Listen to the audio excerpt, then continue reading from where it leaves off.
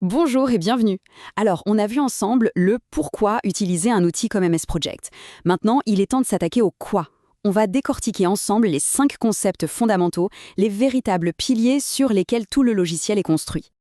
Quand on ouvre MS Project pour la première fois, on va pas se mentir, ça peut impressionner.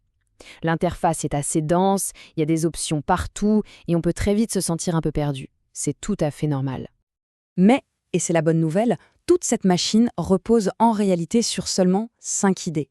5 concepts de base. Une fois qu'on a compris ça, on a tout ce qu'il faut pour se lancer. Alors, allons-y, on plonge.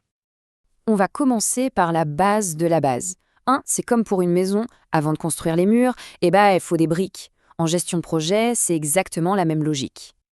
Le premier concept, le plus simple, c'est la tâche. Une tâche, c'est tout bête, c'est une action concrète qu'il faut réaliser. Par exemple, creuser les fondations ou poser le carrelage. Le point vraiment essentiel à retenir, c'est que chaque tâche a une durée. 1 jour, 3 semaines, 2 heures. Bref, c'est le travail à faire. Pour bien visualiser, gardez en tête cette métaphore. Les tâches, ce sont vraiment les briques de votre projet. Et c'est en les empilant, en les assemblant dans le bon ordre, qu'on va construire notre planning. On passe au deuxième concept, et attention, c'est un point important, le jalon. Un jalon, ce n'est pas une tâche. Ça ne représente aucun travail. C'est juste un repère dans le temps, un événement clé à une date précise. Pensez livraison au client le 15 mars ou signature du contrat. Donc pour que ce soit bien clair, la grande différence, c'est ça. Une tâche, ça représente du travail, donc elle a une durée. 1 jour, 2 jours, peu importe. Un jalon, c'est juste un marqueur, un point sur le calendrier, donc sa durée est de 0 jours. C'est une distinction qui est vraiment fondamentale dans MS Project.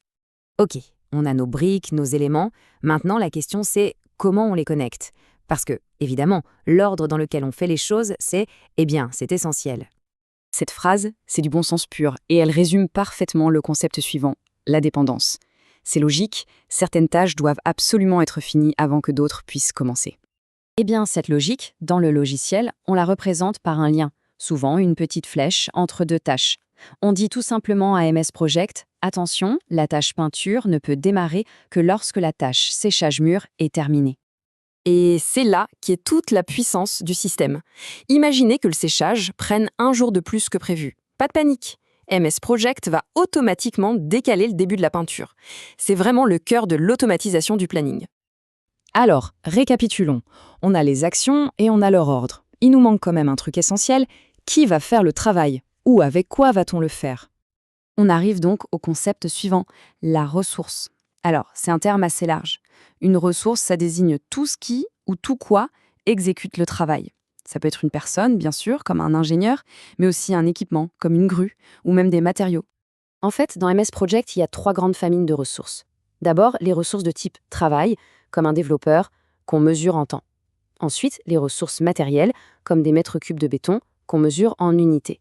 Et enfin, les ressources coûts, comme un billet d'avion, qui sont juste une dépense fixe. Et pourquoi c'est si important de faire ça?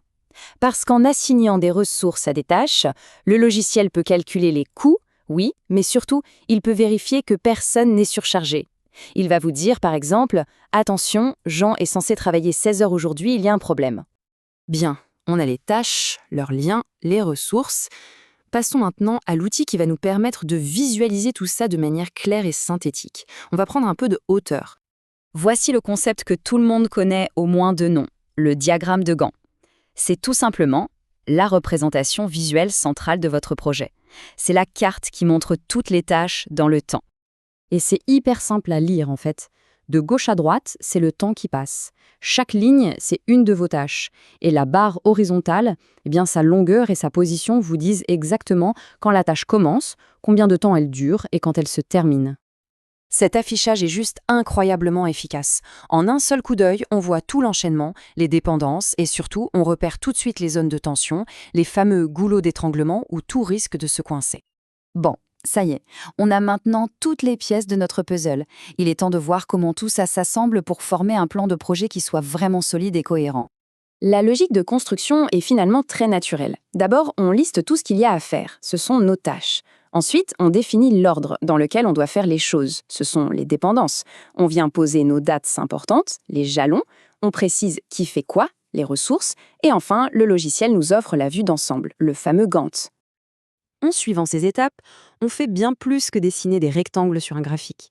On construit un véritable modèle dynamique du projet, un outil de pilotage qui est à la fois puissant et réactif. Surtout, retenez bien une chose, le but du jeu, ce n'est pas de mémoriser par cœur ces 5 concepts maintenant, l'objectif, c'est simplement de les avoir en tête pour pouvoir les reconnaître quand on les creusera dans le logiciel. Avec ces 5 clés en main, la porte de la gestion de projet sur MS Project est vraiment ouverte.